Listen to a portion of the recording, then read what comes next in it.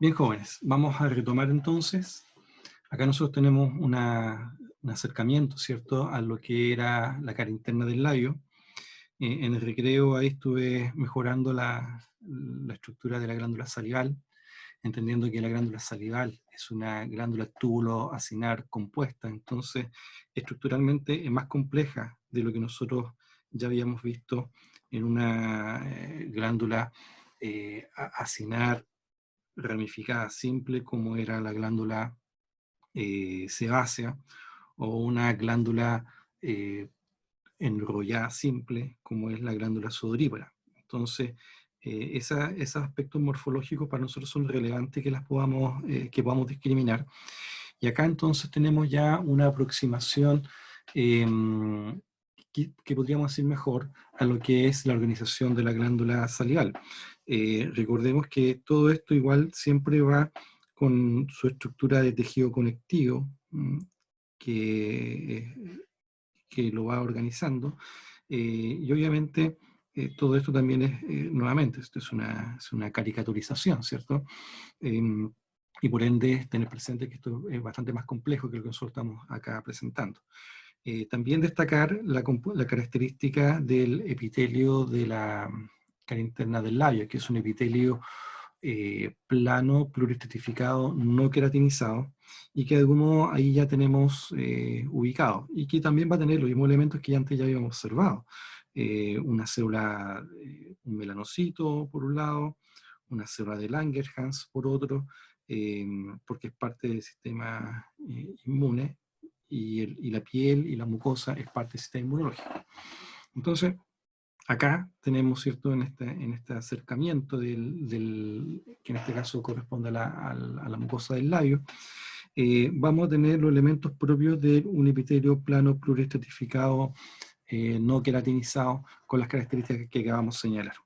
Vamos a focalizarnos ahora sí a la característica del acino. Y aquí en el trabajo que estamos acá adelantando, habíamos dibujado un acino glandular seroso. El acino glandular seroso se caracteriza principalmente por tener una célula en su composición más bien de aspecto piramidal, ¿cierto?, con un núcleo redondeado dispuesto hacia el tercio basal, y que su citoplasma suele tener una coloración eh, eosinófila cuando se tiñe con los elementos de coloración convencional. Entonces esto para nosotros siempre es útil y relevante al momento de tener que identificar. Aquí también pusimos la estructura de tejido conectivo, que nos va a ayudar a compartimentalizar, y que siempre es relevante tenerlo presente.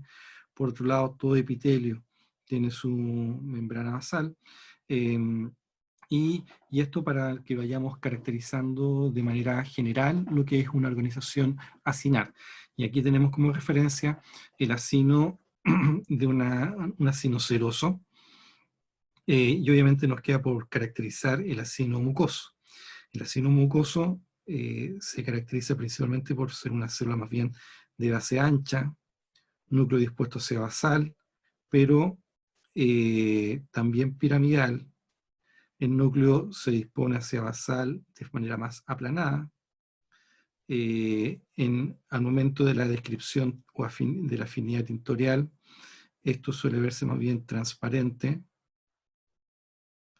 y podemos reconocer de que, vamos a hacer un ajuste, ahí sí, ahí está. Esto en las tinciones convencionales no se suele teñir, y esta acino mucoso es lo que nosotros regularmente vamos a estar observando como la parte tubular.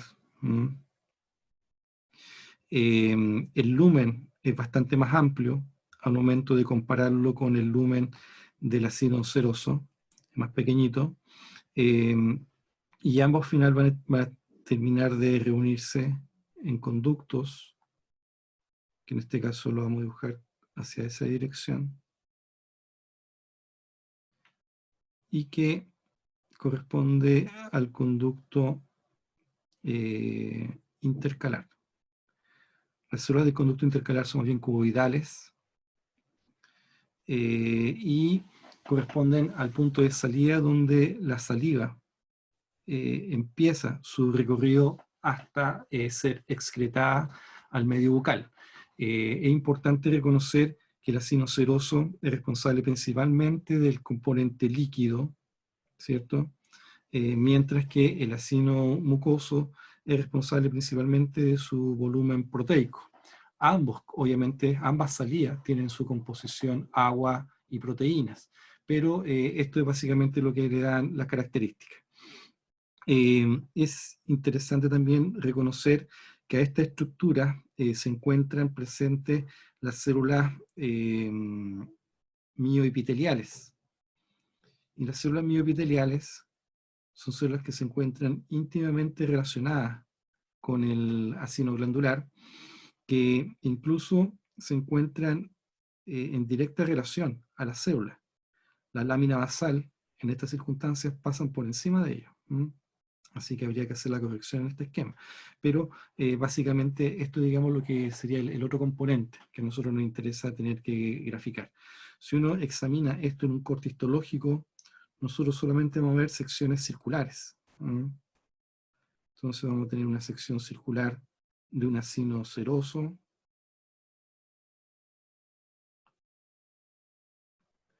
y vamos a ver las secciones circulares de un acino mucoso. Y el acino mucoso se verá más, célula más ancha, lumen más amplio, y el núcleo dispuesto hacia basal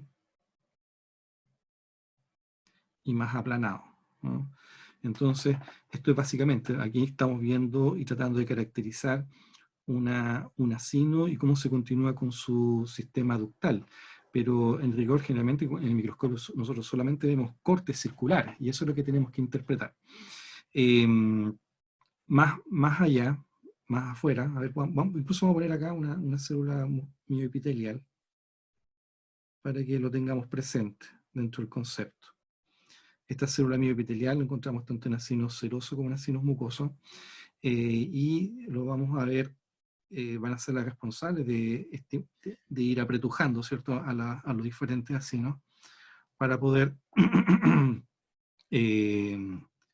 estimular su flujo salival. Existe un tercer tipo de acino que corresponden a los acinos mixtos. Y los acinos mixtos se caracterizan por que adosado a un túbulo mucoso vamos a encontrar semilunas cerosas. Entonces vamos a ver algo similar a esto. Vamos a suponer que eso corresponde a una célula serosa, célula serosa, célula serosa, célula serosa. Vamos a teñirlas. Ahí está teñida. Y esto es lo que nosotros vamos a estar encontrando también. Se llaman semilunas mucosas, y esto es lo que caracteriza a un acino mixto, ¿ya? Entonces ahí tenemos una diversidad de estructuras acinares. Tenemos la serosa por acá, la mucosa por acá, y la mixto por acá. Entonces, ese también es parte de la organización arquitectónica que uno regularmente va a estar viendo y observando en las glándulas salivales. Vamos a ver si los podemos juntar un poquito más. Ahí los juntamos.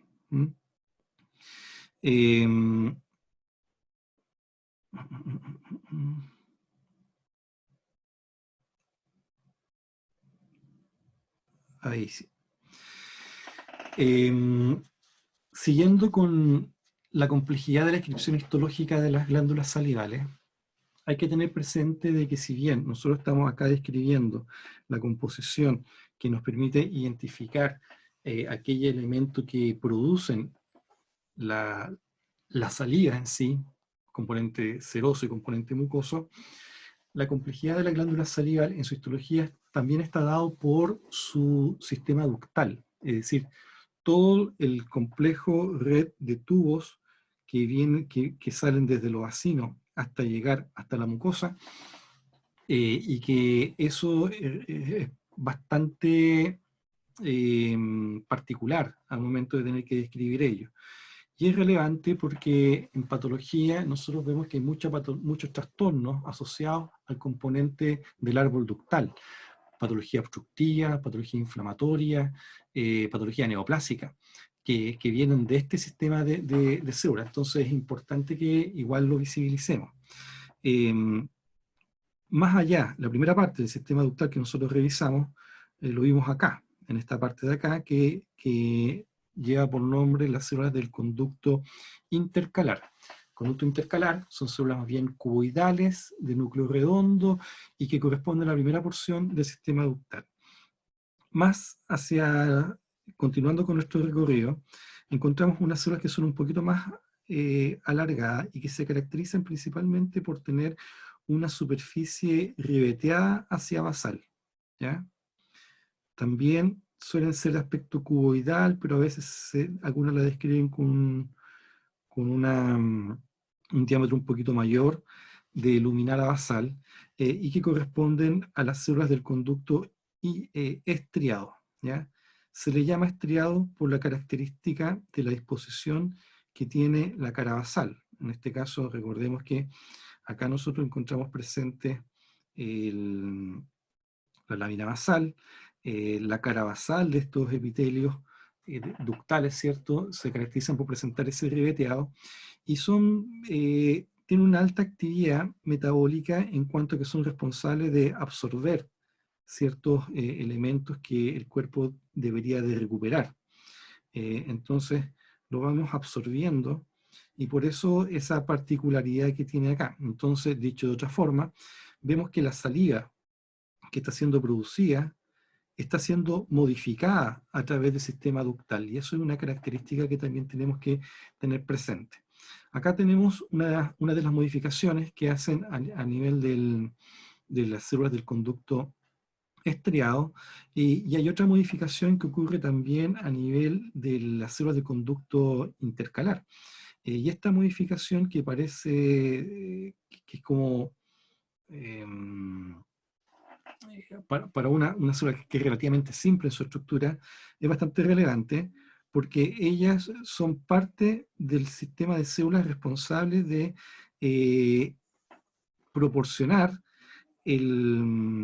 las inmunoglobulinas con el factor que lo hace resistente a la digestión.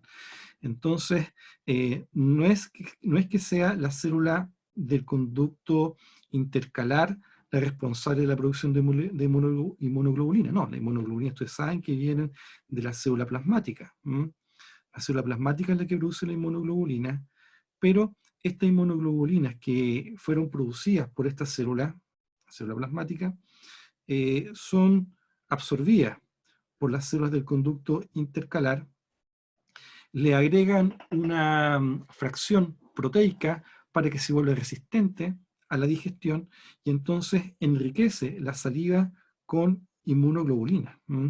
Entonces, aquí estamos hablando ya de otra modificación, y podría ser quizá una de las modificaciones más tempranas que tiene la saliva cuando empieza su viaje por el sistema ductal. Entonces, esta modificación va a estar dada por la incorporación de inmunoglobulinas a la sangre. Entonces, la saliva no es solo líquido, no es solo agua, no es solo proteínas proporcionadas por las células mucosas, sino que también se le incorporan, se le añaden inmunoglobulinas, se absorben elementos que pueden estar, que el cuerpo pueda estimar como necesario recuperar, especialmente ciertos iones, y también con ello entonces vamos a tener un producto mucho más enriquecido en cuanto a lo que significa las características de la saliva. Dicho de otra forma, es distinta la saliva que va acá a la saliva que está saliendo acá. Y eso es algo que también conviene tener presente. Ya cuando este sistema ductal empieza a aproximarse a la superficie de la mucosa, aquí las células se vuelven más cilíndricas, ¿ya? Y Vamos a dibujar unas 3 nomás, y son las que se llaman, son del conducto interlobulillar. Entonces aquí se van a encontrar los lobulillos. Vamos a poner acá una, otra acá. Y estas células del conducto interlobulillar significa que se van a estar encontrando con otras células, vamos a dibujarlo acá, que vienen de otros lados, de otros lobulillos, de otras glándulas salivales. Entonces, aquí ustedes tienen que ser benevolentes y generosos con la comprensión, ¿cierto? Y lo que estamos viendo entonces, ahora vamos a aproximar mejor esto de acá.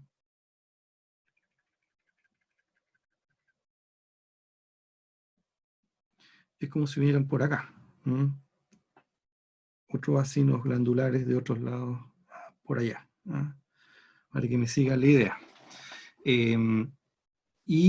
Obviamente, si estamos hablando de lobulillos, estamos reconociendo que hay una organización conectiva que nos está reuniendo y organizando esto. Y a lo mejor esto de acá podría ser un lobulillo. ¿Ya? Una organización conectiva. Y acá tenemos otro lobulillo.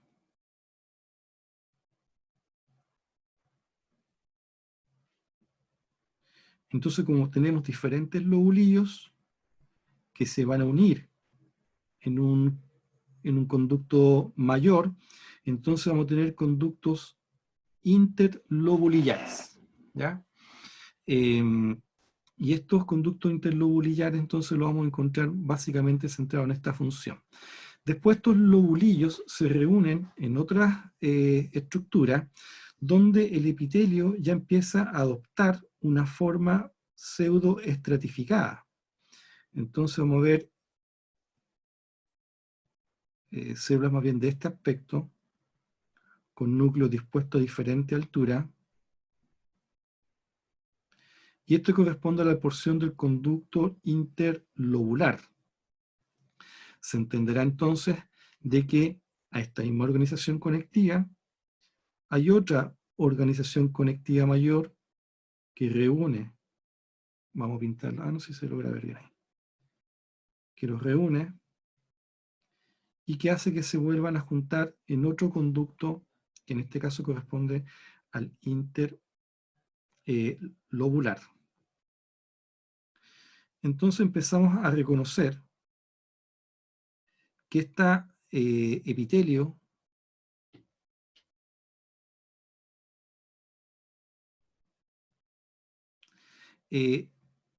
está tendiendo a volverse a un pluriestratificado.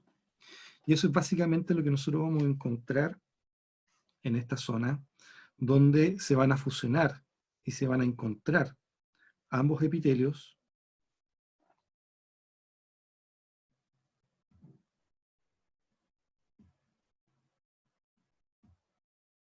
Ahí. Ahí. Esto en realidad se va ensanchando a medida que van encontrándose.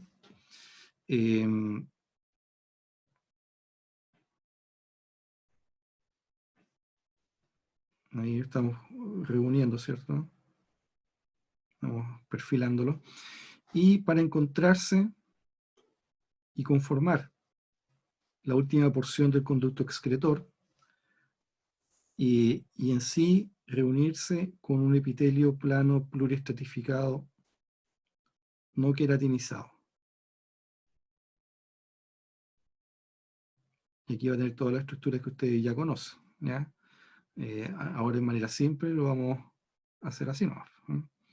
Pero vemos que toda esta porción glandular en realidad tiene parte desde una organización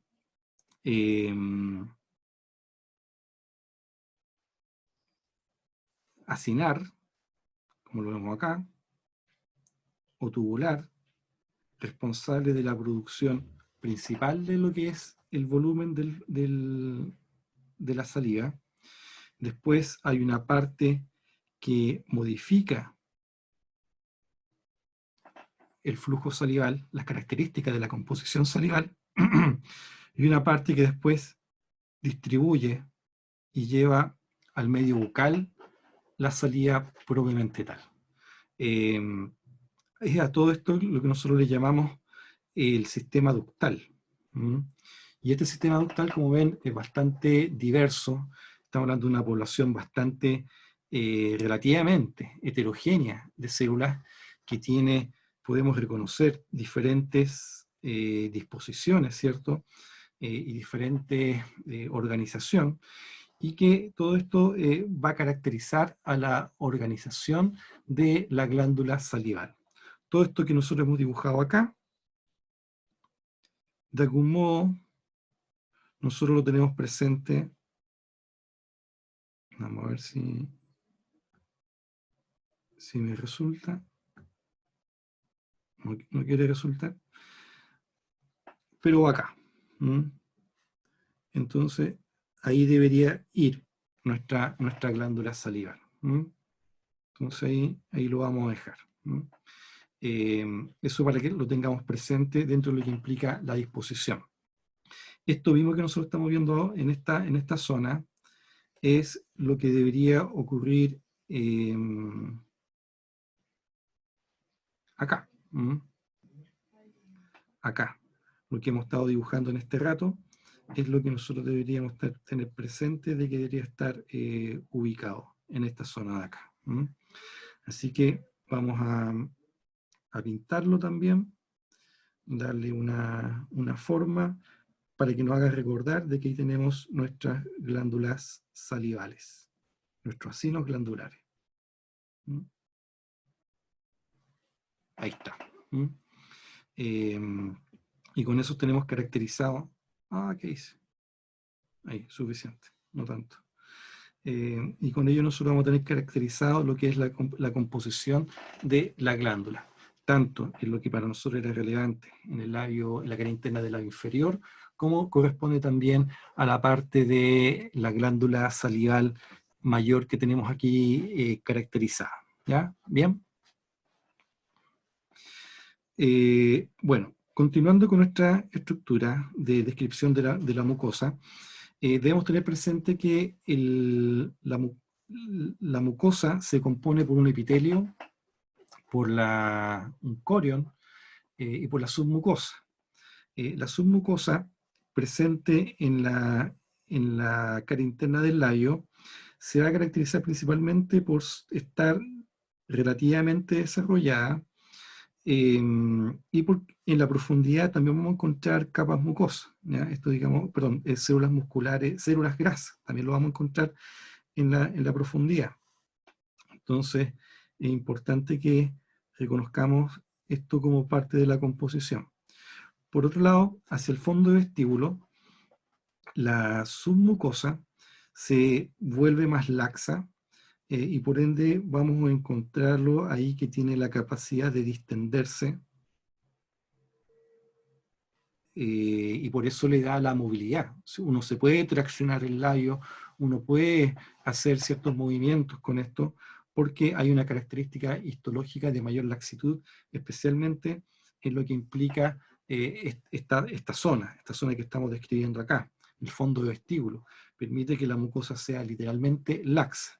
¿Y por qué es importante reconocer estas particularidades que estamos describiendo en la submucosa, ya sea por su composición grasa o por su laxitud? Porque cuando llegamos en la mucosa de la encía adherida, la submucosa se pierde. No hay submucosa o es muy delgada, y no aporta grandes propiedades a la estructura de ello. Entonces aquí nosotros vamos a encontrar de que el corion se va a encontrar más bien en íntimo contacto con lo que es la estructura ósea, y va a hacer que esto esté muy adherido. Básicamente eso, digamos, lo que va a estar pasando. Entonces, no hay una distensión, como lo habíamos visto en la mucosa de esta zona. en la mucosa que va hacia el fondo del vestíbulo. La mucosa no se distiende, sino que se encuentra fuertemente adherida al plano óseo. Y nuevamente destacar algunas características que ya hemos señalado.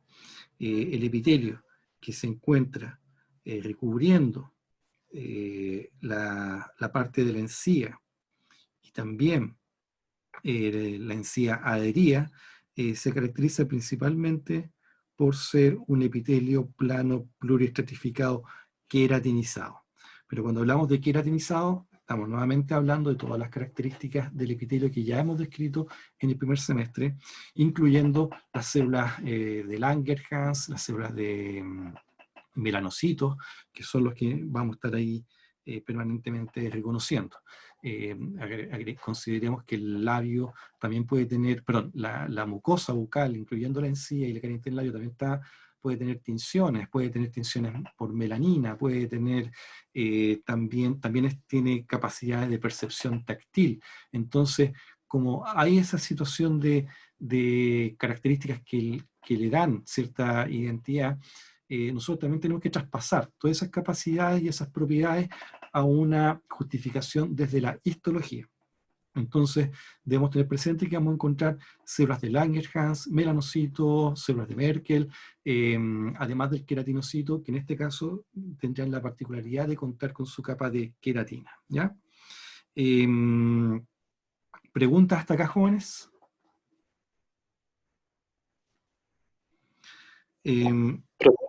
Sí. En la prueba vamos a tener que dibujar la glándula salival por separado, o así como así como una esquema nomás. Bueno, todos son esquemas. Por separado, en realidad, a ver, te voy a decir cómo no quiero.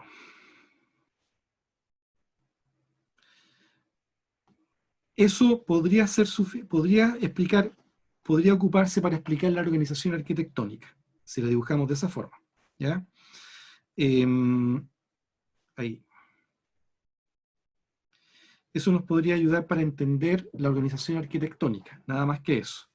Pero para efectos de entender que estamos en una clase y en una unidad de glándula, tienen que dibujarla de esta forma, ¿ya? O por lo menos con las características que estamos viendo acá. Entonces, por ende, tú tendrás que hacer la organización arquitectónica que estamos pidiendo acá. Vamos a dibujarlo acá, por ejemplo, y también la descripción histológica que estamos pidiendo acá. ¿Ok? Podrás hacerlo afuera, como un poco como lo estamos haciendo acá, como también organizamos una vez el pelo y la glándula sebácea, pero tienen que hacerlo. Ahí ustedes verán cómo lo hacen y en el espacio que definan. ¿Ya?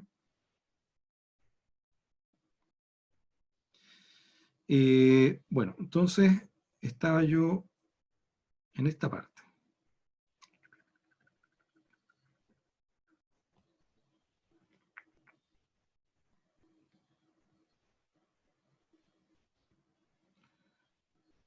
Acá.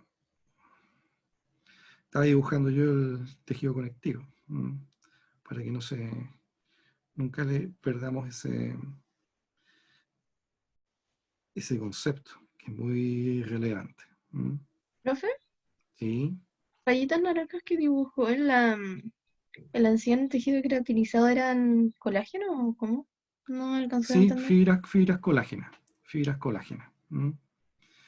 Eh, a esta altura usted debería preguntar esas líneas que dibujé en el área subepitelial o en el corion o en el conectivo subyacente al epitelio. Esas serían las coordenadas correctas a esta altura. ¿Ya?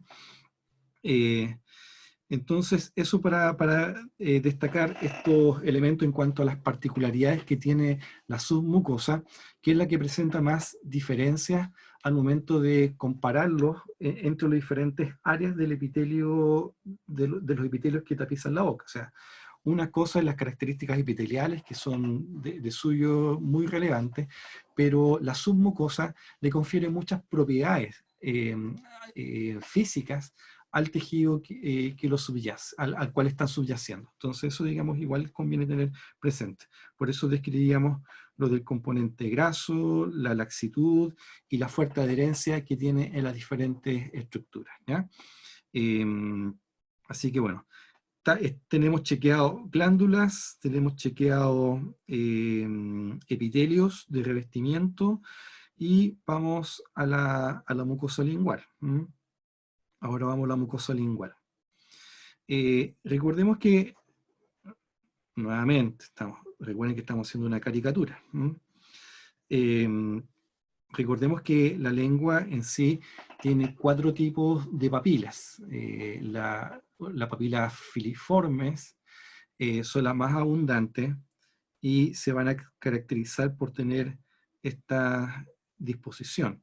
Voy a borrar la línea azul para que después no nos vaya a generar confusión ante ciertos elementos. La línea morada voy a borrar ahora. ¿Ya? Voy a borrarla para que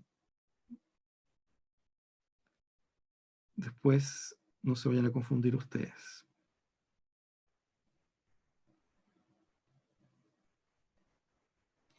Ya. Ahora sí volvemos a nuestro epitelio. Y decíamos que el epitelio se va a caracterizar principalmente por tener una gran área tapizada con papilas llamadas foliadas, perdón, papilas filiformes.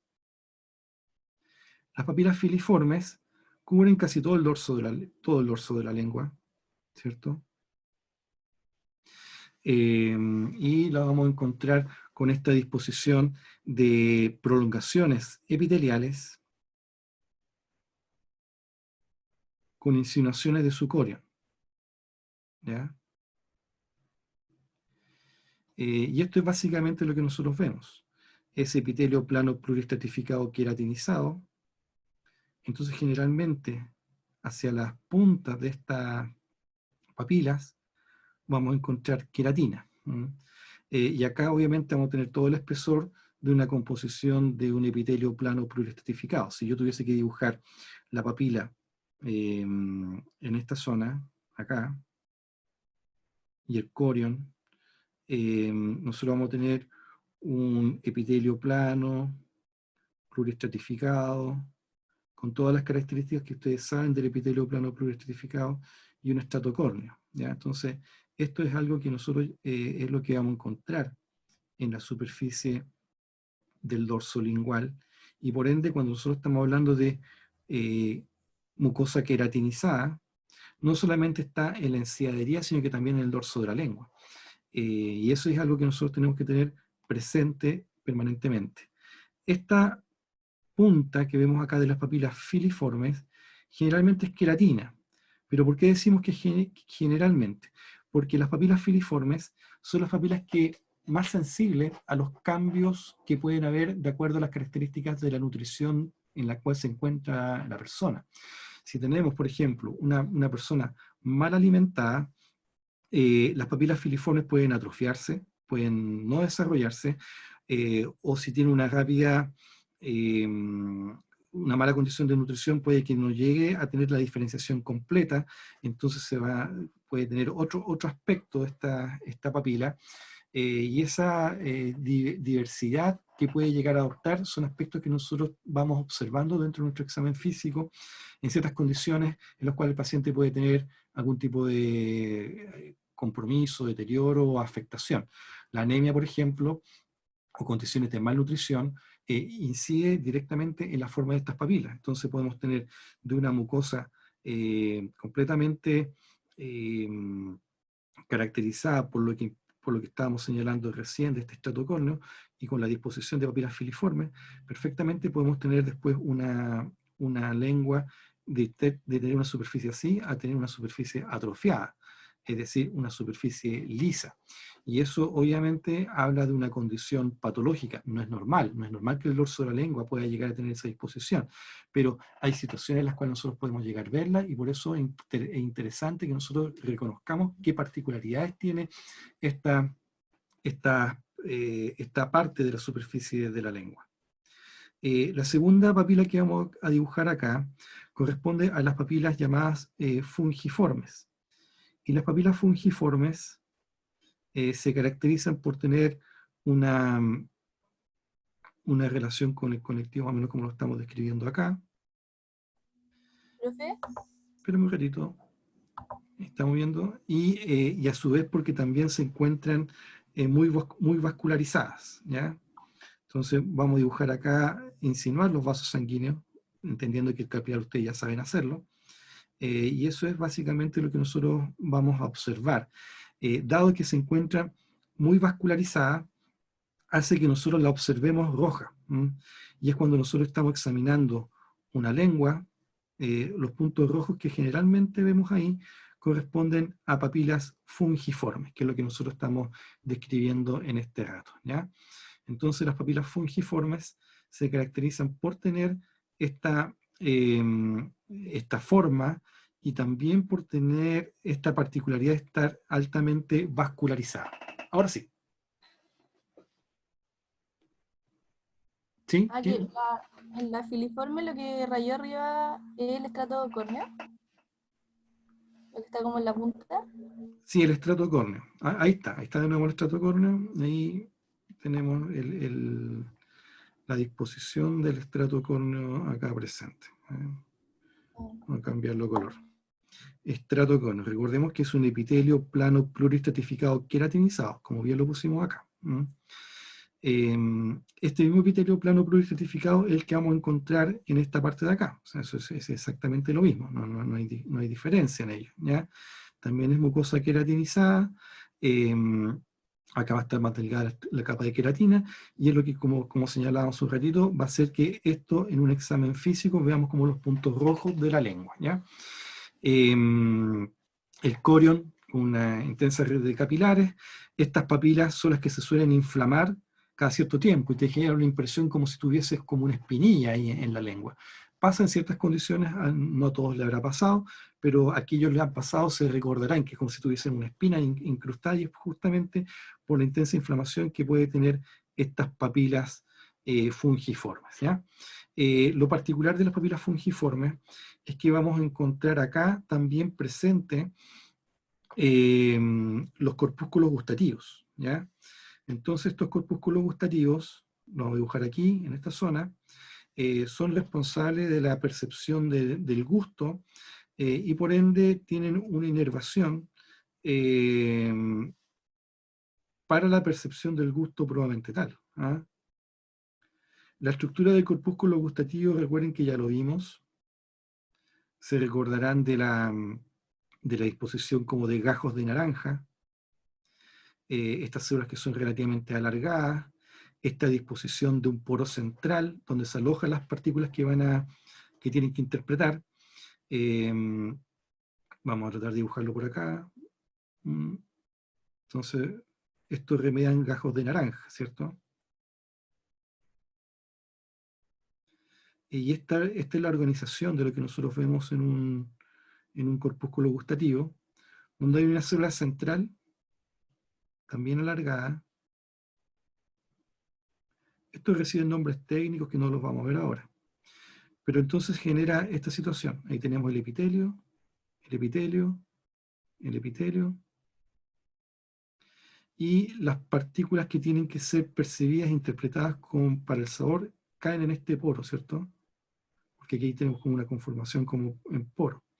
Y esta célula es responsable de percibirlo. Entonces aquí viene la sinapsis para poder entonces interpretar y conducir después la percepción del gusto, ¿ya?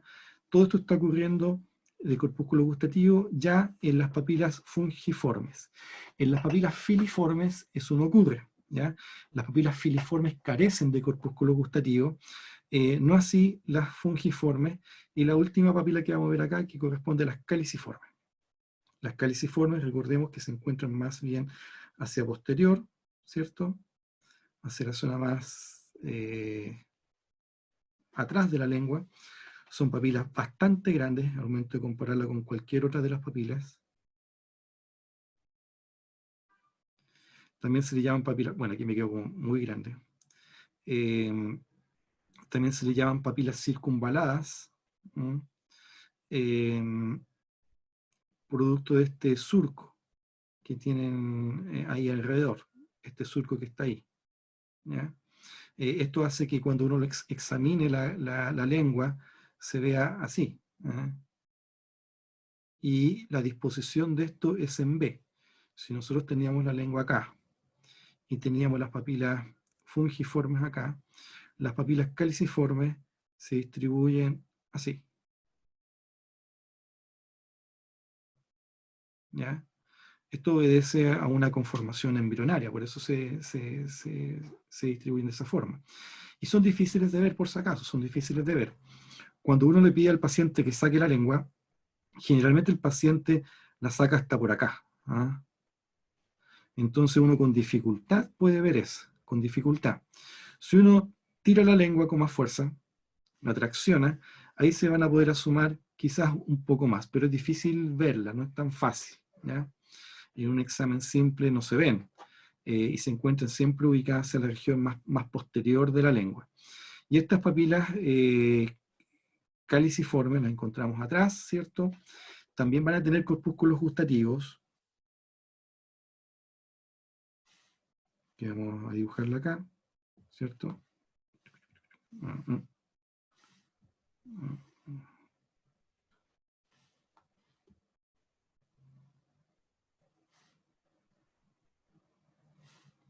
Ahí están los corpúsculos gustativos. Inervadas siempre todas por las vías sensitivas,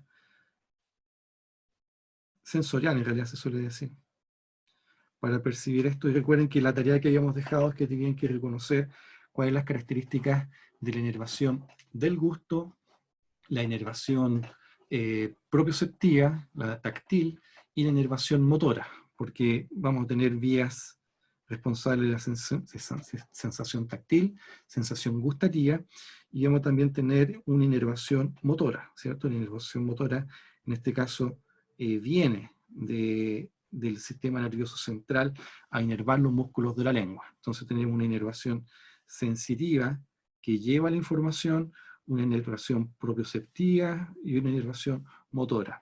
Y todo esto está distribuido por ramas del facial, ramas del hipogloso, ramas del quinto par también, y son varios los nervios, así que la tarea es que ustedes tienen que reconocer cuál es cuál, ¿ya? Pregunta hasta acá. Bueno, y ya terminando, con esto vamos a citar esta parte que corresponde al tejido linfático. Y para tener presente el rol del tejido linfático, vamos a situarnos en lo que corresponde a nuestro ganglio linfático que tenemos acá, ¿cierto? Aquí tenemos un ganglio linfático, aquí tenemos otro ganglio linfático, y esto nuevamente para reconocer el tipo de organización que tiene esto. Esto es un sistema que está comunicado. Nosotros cuando examinamos un ganglio examinamos otro ganglio, pero todo esto se encuentra íntimamente conectado. Entonces aquí hay una vía aferente que va a llegar y a conectarse a un ganglio linfático en su vía eferente, ¿ya? Y después te va a salir una vía aferente para otro lado y que se va a conectar con otro ganglio linfático. Y por otro lado, bien sabemos que estos ganglios van a estar tributando diferente información de diferentes partes del cuerpo, y lo mismo va a estar ocurriendo acá. Por ejemplo, alguna infección de superficie va a llegar acá. Algún problema que le pueda estar pasando al músculo va a llegar acá. A la encía y acá. Y todo esto es lo que nosotros vamos a estar viendo y reconociendo dentro de esta exquisita red que corresponde al sistema linfático. Recordemos que el sistema linfático debería ser considerado como parte del sistema vascular también. Así como nosotros tenemos una arteria y una vena, también hay un capilar linfático siempre asociado a todos estos vasos sanguíneos. Y esto es parte de lo que es como se organiza nuestro cuerpo. Entonces debemos tener ese reconocimiento a lo que implica esta funcionalidad que tiene nuestro cuerpo en sí.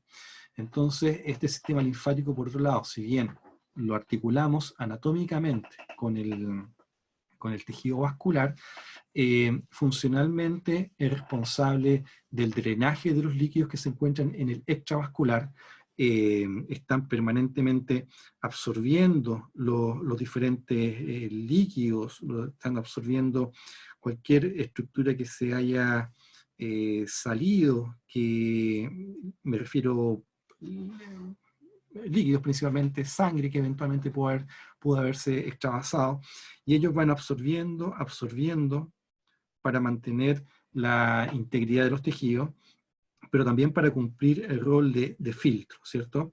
Entonces aquí hay una función mecánica de absorción de líquidos, y también está todo este trabajo que es de reconocimiento de partículas externas.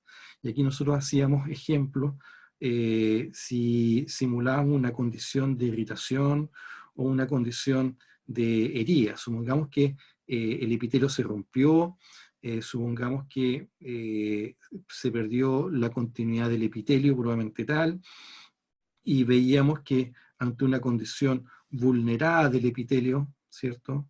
Los gérmenes se encuentran ahí en condiciones de poder ingresar, ¿cierto? Entiéndase, bacterias, y pueden instalarse en el tejido conectivo. ¿Y qué van a encontrar estas bacterias en el tejido conectivo? Van a encontrar una temperatura que les agrada, comida que les agrada, y todo esto que puede generar un proceso de colonización bacteriana que va a terminar infectando el tejido y generando daño. Entonces, todo esto, el cuerpo tiene un sistema de reconocimiento, de pesquisa, de observación, de vigilancia, donde van a seguir las células de Langerhans, ¿cierto?, a ir a fagocitar. Los macrófagos que se encuentran permanentemente presentes van a ir a fagocitar, se va a generar una condición de inflamación, que nosotros ya la habíamos descrito anteriormente, donde van a salir los polimorfos nucleares, ¿cierto?, a tratar de fagocitar también, y las células de Langerhans y las células y los macrófagos van a aprovechar la vía linfática para entonces ir a informar al ganglio linfático, que en realidad llegan al ganglio linfático para informar a las diferentes organizaciones celulares que nosotros tenemos ahí. Y ahí es cuando cobra valor nuevamente recordarnos de lo que son los linfocitos T y esta organización por centros germinales. Y reconocíamos centros germinales primarios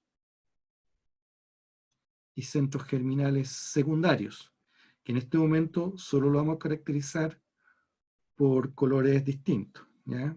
Vamos a ver acá. No se ve tanto allá. Vamos a ponerle puntos negros al centro por si acaso. Entonces aquí tenemos un centro germinal secundario y otro secundario. Saber que los primarios es cuando no han sido expuestos a antígenos, los secundarios que ya tienen un proceso de diferenciación, reconozcamos el área cortical, el área subcortical, el área medular, reconozcamos la presencia de senos, ¿cierto? Los senos son fundamentales para que puedan desplazarse las células, ¿cierto? Especialmente las células de Langerhans, o las células que cumplen con el rol de ser presentadoras de antígenos. Y con ello entonces nosotros vamos a poder cumplir con todo este proceso ya no solamente de filtrado, que es una estructura mecánica, sino que también de reconocimiento de la tipo de respuesta inmunológica ya más bien adaptativa, donde entran a participar linfocitos T, que son los que se encuentran precisamente por fuera de estas áreas nodulares que vemos acá de mayor concentración linfática, estos centros germinales, para que después puedan activar a linfocitos B, y estos linfocitos B a su vez diferenciarse en células plasmáticas, responsables de la producción de inmunoglobulinas. Inmunoglobulinas que después van a ser vertidas al torrente sanguíneo, ¿cierto?, por la vía que ya describimos anteriormente en clases pasadas, para que después entonces todo este esfuerzo productivo de respuesta inmune adaptativa llegue nuevamente al sitio donde se requiere, que en este caso lo tenemos ejemplificado en esta zona con la lesión. Y con ello entonces tenemos ya una orientación, un contexto espacial en cuanto a la ubicación del tejido linfático, y tomando como referencia un ganglio submentoniano, lo mismo puede ser un ganglio submaxilar, y después lo que sería un ganglio más bien cervical, ¿ya? Así es que con esto creo que ya estamos listos con nuestra síntesis. Estamos listos con lo que implica los diferentes tejidos que estuvimos revisando. Y nuevamente destacar que es relevante que cuando nosotros estemos hablando, por ejemplo, de vasos sanguíneos, los dibujamos con las capas que corresponden. Cuando nosotros estemos hablando de nervios, vamos a tener la correcta noción de que son nervios sensitivos, terminaciones sensitivas, y por ende dibujar las características de un nervio sensitivo, y también reconocer las características de lo que es una inervación motora, como también lo señalamos en su minuto, también como parte de nuestro trabajo descriptivo, ¿cierto? Ahí venía la inervación motora, que aquí yo lo dibujé como una flecha, pero ustedes lo dibujarán con una neurona motora, con la terminación motora, con la placa motora y todo lo que ustedes ya saben y que no debemos de perderlo. Ahora bien, no se trata que el esquema lo llenen completamente en todo su espacio, no, nos interesan las partes de referencia, algunos elementos de contexto que nos permitan reconocer que lo están ubicando de manera adecuada en los espacios y en los sitios que estamos acá tomando como ejemplo para caracterizar la histología y la distribución de estas estructuras, ¿ya? ¿Alguna pregunta? ¿Algún comentario? Aquí vamos a dibujar una glándula, una amígdala lingual. Y aquí vamos a conectar esta amígdala lingual a un ganglio cervical. Interesante, ¿no? Yo lo encuentro genial, en realidad. Y podemos reconocer que esto está recibiendo afluentes de diferentes zonas de la lengua. Todo esto está conectado, todo esto tiene una lógica, es para nosotros muy relevante ir haciendo esta aplicación de la anatomía y topografía a los conceptos de la histología, ¿ya? Entonces, con esto nosotros tenemos un mayor contexto de lo que significan los tejidos que nosotros vamos a estar trabajando en parte importante de nuestra vida, ¿ya?